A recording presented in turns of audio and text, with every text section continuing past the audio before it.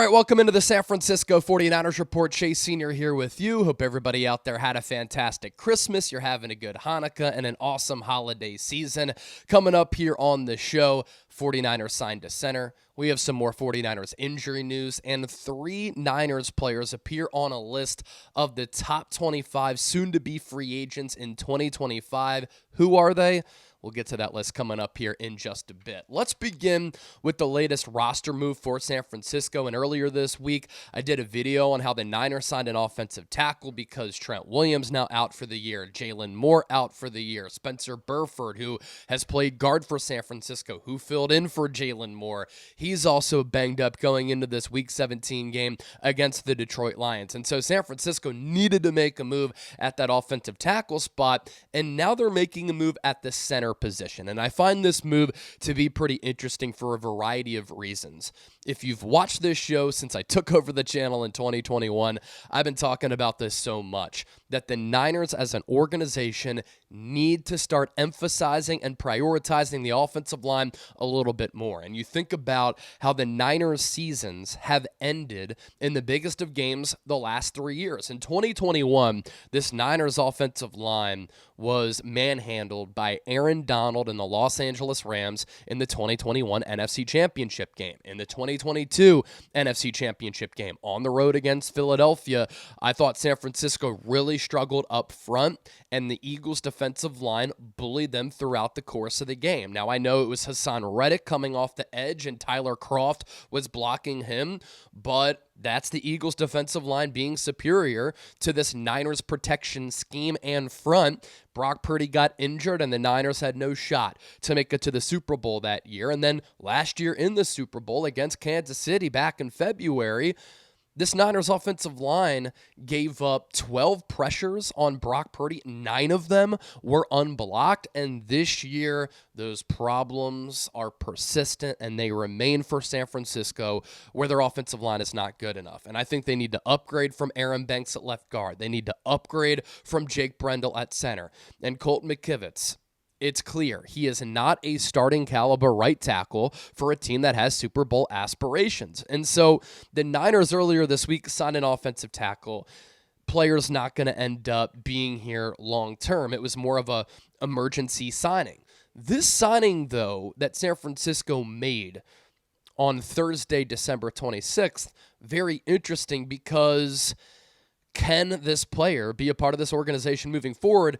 And he has some pedigree throughout his NFL career. The Niners signed center Matt Hennessy. Jake Brendel is not hurt. Nick Sakel is capable of playing center. He can play guard, although I don't think he's good enough. I'm intrigued by Drake Nugent, who was a UDFA out of Michigan, and before that, Stanford, who started every game for the Wolverines last year en route to the national championship. Frankly, Jake Brendel has been so bad. He's been one of the lowest rated centers in the entire NFL. I wouldn't play him the rest of the way. He can't be a starter for this team moving forward. He's just not strong enough. And so I want to see what the Niners have with Drake Nugent. But with San Francisco signing Matt Hennessy here, he was a 2023 third-round pick out of Temple. That's where I went to school. 78th overall by Atlanta. He has 22 starts to his name, 807 pass blocking snaps, 44 pressures allowed, 6 sacks allowed, a pass blocking efficiency of 96.8.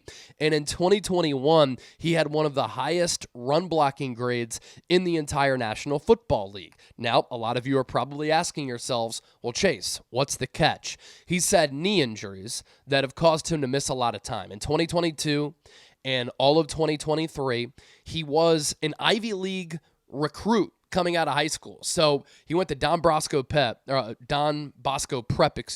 outside of Philadelphia, which is a really good preparatory school that produces a lot of high-quality college players and NFL players. He's getting recruited to play in the Ivy League. That's important for a center because you're having to call out a lot of protection schemes, and you're helping the quarterback audible if you're given that power. You have to identify what the defense is doing. He ends up going to Temple, And Temple's done a pretty good job over time, really starting with Al Golden and then Steve Adazio, Matt Rule, after that Jeff Collins of producing NFL-level talent, and Matt Hennessy was one of those guys. He's a pretty good mover when he's healthy, a 5.18 40-yard dash coming out of school, 23 reps of 225 pounds in the pre-draft process. He couldn't make the Philadelphia Eagles roster as a backup center or interior offensive lineman back during training camp. But I'll tell you this, I think he's better, and I think he's stronger than Jake Brendel. Is this the Niners' long-term center or plan at center for 2025? I doubt it. I don't think so, but it's an intriguing player who was drafted in the third round, and San Francisco is probably taking a chance on Hennessy here to see if he can turn into something. And I mentioned some of those knee injuries throughout his career. They've been pretty constant for him, but in 2021, that was when he stayed healthy for Atlanta and ended up having a pretty good year. 988 snaps. He had an overall Pro Football Focus grade of 76.4. That was 11th among all centers. A pass blocking grade of 50.5. Not great. That's 52nd out of 66 centers. But a run blocking grade in a run-heavy scheme for San Francisco of 88.1. That was 5th according to PFF. Among all centers in the NFL. And so I'd rather San Francisco address this position with a marquee center in free agency. I think that you can find really good centers for cheap in the draft who end up being cost-controlled assets for your football team for 4 years, and you could find those good players in the 2nd, 3rd, 4th, 5th, 6th, 7th round of the draft. Like Jason Kelce, I believe, was a 6th-round pick. He's one of the top centers of all time. And so teams don't put enough of an emphasis on prioritizing interior offensive linemen. They always try to get a tackle, but as we've seen with San Francisco, Brock Purdy's getting pressure right up the interior, right up the gut, right in his mug, and it makes his job so much harder. And if San Francisco wants to pay him a lofty contract, and according to my sources they do, they're going to have to give him some better protection. So Matt Hennessy, the newest Niner here, an interesting signing for a variety of reasons. As for some other Niners injury news, following players not set to practice on Thursday, offensive lineman Spencer Burford with a calf injury, linebacker Dre Greenlaw, calf injury, left guard Aaron Banks, knee, defensive end Robert Beal, ankle. The following players are limited: safety Jair Brown, running back Isaac Rendo. Kyle Shanahan did confirm that Nick Bosa is good to go. He is off the injury report. As for Dre Greenlaw, talked about this a little bit the other day. He is not going to play in the final 2 games. And Kyle Shanahan said that Dre understood that decision. Look, he tore his Achilles in February. So fluky, coming on the field after that special teams play. The Niners really missed him in that game against Kansas City. The enforcer, the engine of this Niners defense, a terrific player. For him to come back by December and play awesome in that first half against the Rams, but then get hurt, and then try to play against Miami and get hurt 4 snaps in, it makes no sense for him as he's set to be a free agent, and it makes no sense for the Niners if they want to bring him back, knowing his importance, to put him on the field. And so it is the proper decision to not play Dre Greenlaw in this game. And with Spencer Burford out, by the way, that new tackle that the Niners signed, Charlie Heck, he might get the start for San Francisco. So Brock Purdy better be aware of what's happening behind him on that blind side. And then lastly on the injury report, Trent Williams, season-ending IR. Coming up next, 3 Niners players on Pro Football Focus's top 25 free agents. Who are they? We'll dive into that coming up. But first, make sure you sign up with Prize Picks, the best daily fantasy sports app in the game and the largest independently run daily fantasy sports app in North America. If you go to prizepicks.com/CLNS after you download the app and create an account, you get $50 when you play $5. You don't even need to win to receive that $50 bonus. It's Merry Picksmas right now. You choose 2 or more players. You choose more or less on their projected stats, and you can win up to 1,000 times your money. So run your game with Prize Picks. prizepicks.com/CLNS. That link is hanging out down in the show notes and attached to the pinned comment of today's Niners report. So Pro Football Focus put together their top free agents for 2025, and in the top 25, it includes 3 Niners. The first player, cornerback Charvarius Ward, who I actually think is going to sign elsewhere. Second team All-Pro last year, down year this year. I imagine that has to do a little bit with the family tragedy of him losing his 1-year-old daughter. A really good player. And he has ended up being a terrific corner for San Francisco. Last year, he was among the leaders in passes defended. He had a lot of big-time interceptions, an excellent corner on the outside for San Francisco. This year, with him struggling, I think his value maybe has gone down a little bit, but there are a lot of teams who are going to be starving for a big-time corner who you can put on an island on that outside, and they can lock it down. And they're going to be willing to pay Charvarius Ward. I don't think San Francisco is going to pay Charvarius Ward. Why?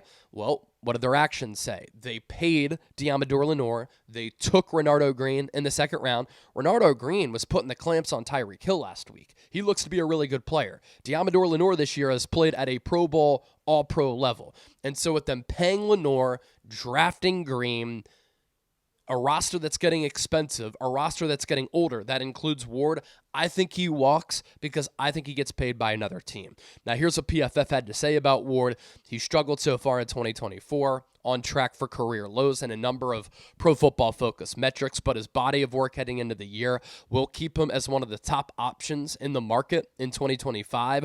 Last year, his best in the NFL to date with an 86.5 Pro Football Focus coverage grade, ranking third among all players at the position. With cornerback Deommodore Lenoir receiving an in-season extension, the writing appears to be on the wall that Ward will be on the way out of San Francisco. I'm glad that Pro Football Focus watches the show because I've been saying that for a long time. Dre Greenlaw at number 18 on this list.